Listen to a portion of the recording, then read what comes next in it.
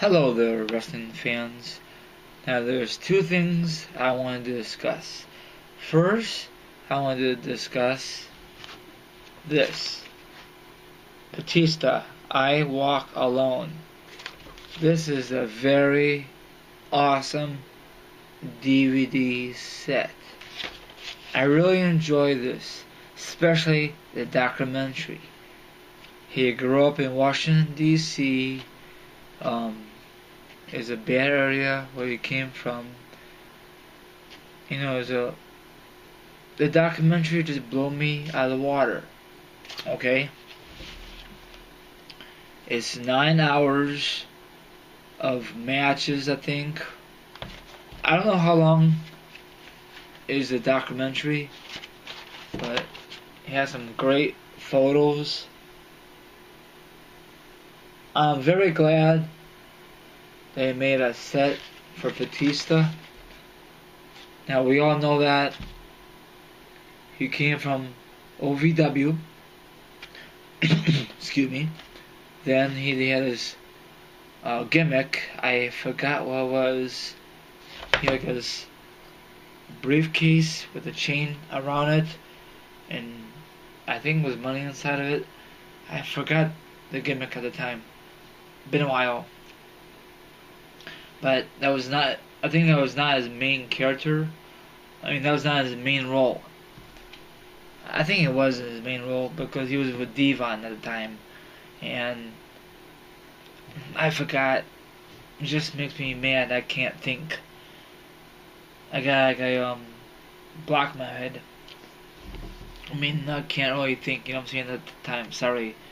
My viewers probably, when this video's up, say, oh yeah, there it is. Just drink water, that's about it. Then, he was part of Evolution. But they tried to do Evolution twice. The first time, Randy Orton was injured for like, I don't know how many months. Then a second time they did it, and it was a great success. You have Triple H, Randy Orton, Ric Flair, and myself, Batista. Eventually, Randy Orton went on his own. So was Batista, Ric Flair, and Triple H. And eventually, Batista went on his own, and the rest is history. Batista has some great feuds with Triple H, Randy Orton, of course, The Undertaker. That was probably his best feud of his wrestling career. JBL, Eddie Guerrero, rest in peace. There's much more. Even his good friend Rey Mysterio. His famous word is, "I thought you were my friend," Now, I'm not a big fan of super powerhouses versus little guy. It all depends what little guy it is. Maybe like Brock Lesnar versus CM Punk this past summer. That was a good match.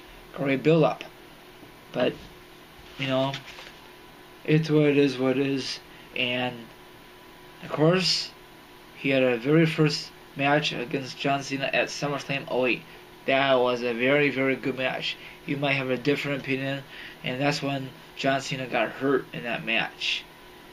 Because that what happened, I think the timing was not very right in that match.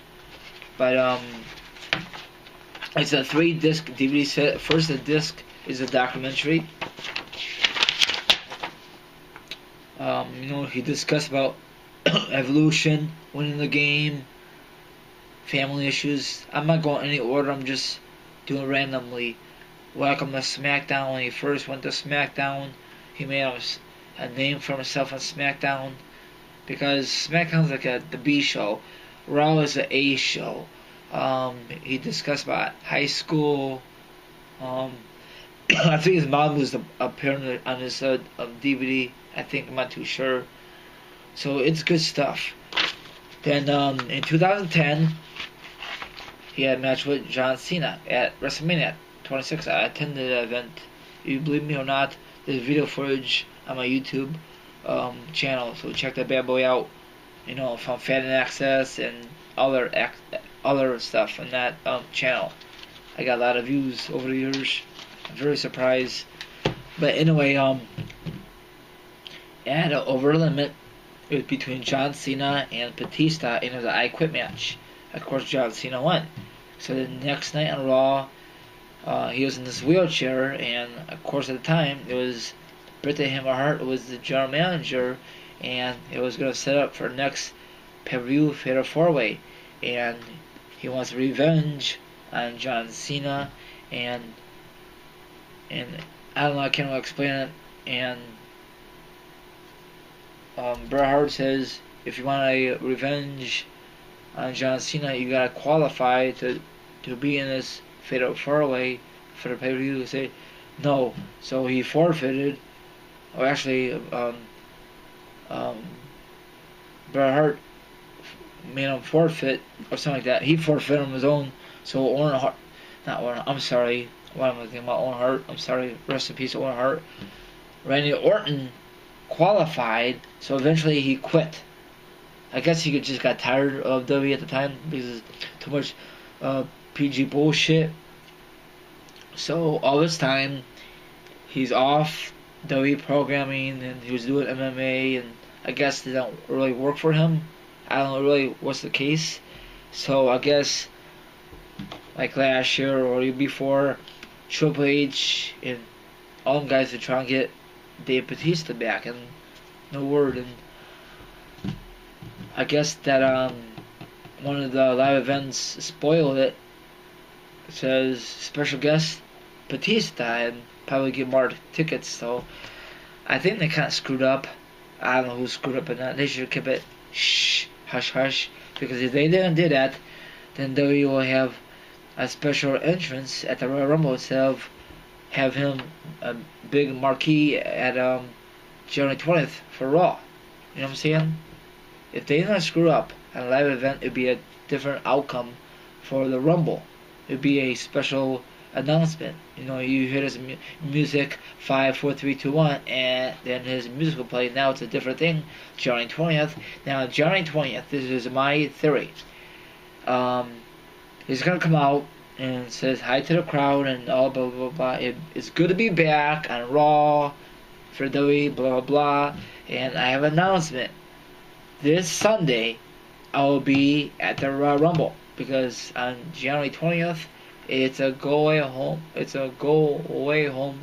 It's the last episode for Raw before the pay-per-view Rumble. So he's gonna enter himself in the Royal Rumble. That's just my theory, okay?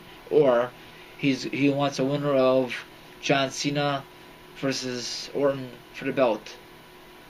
But I think Brock Lesnar will get that shot before Batista. But whatever. If he's in the Rumble, that's great. Now, does he need another title shot? No, he does not. Same thing for Brock Lesnar. Speaking of that, myself and my friend Britton discuss about Batista and other matters in my latest Snake Eyes podcast, episode 15. That link will be down there in the description box, so check that bad boy out. But this is a pretty good DVD. I love it. I love the documentary. The matches are okay. You can see the matches any time of the week. It's just an average DVD set. I wish they put more stuff on it, more work on it.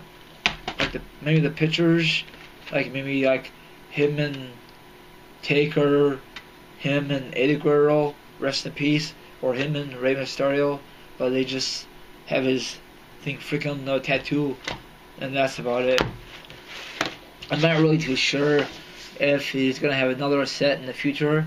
I said no, because this is all of his career, you know what I'm saying? Why put another set in, But probably W will make another set because they want to make the money. Okay, another thing I want to discuss about Batista is he's coming back January 20th, like I said a few minutes ago. I think that's great.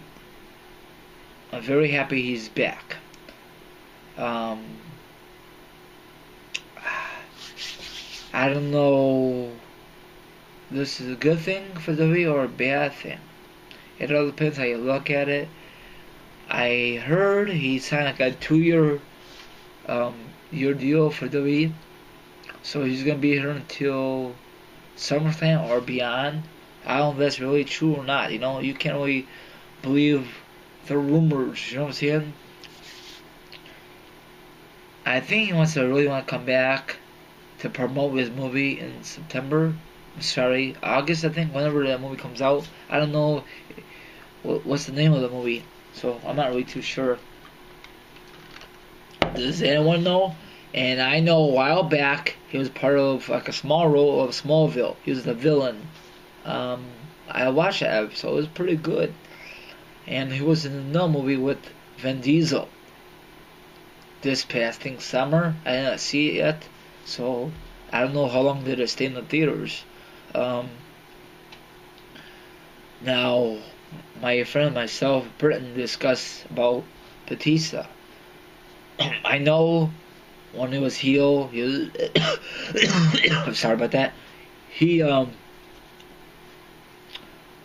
was a crybaby, you know. He's a heel, and I don't think Batista wanted to go out like that. So that's why he wants to come back to WWE, and most likely he's gonna be a face.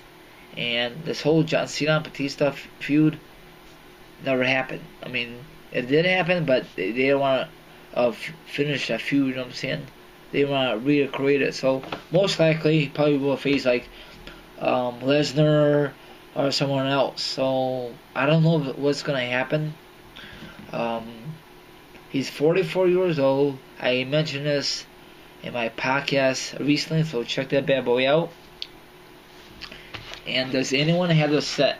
Most likely, you do, wrestling fans. This came out in 2009, this set. Now, this set is 9 hours. You know, plus the documentary, plus the matches. So, it's good stuff. I really enjoy this. I'm not too sure if you can see it very clearly. That's when you win the championship, WrestleMania 21, over Triple H. He beat Triple H 3 pay-per-views. WrestleMania 21, Vengeance. What else did he beat him at? I forgot now. WrestleMania 21, Vengeance. Oh yeah, and Backlash. So 3 straight pay-per-views. So I guess Triple H had high hopes for Batista at the time. You know, he was a former tag team champions, former world champion, and former WWE champion. He never won the mid-card belts. He's always the top guy. Triple H and Ric Flair really put it under his wing. Now, I agree with Burton. Batista and Triple H has some pretty decent feuds.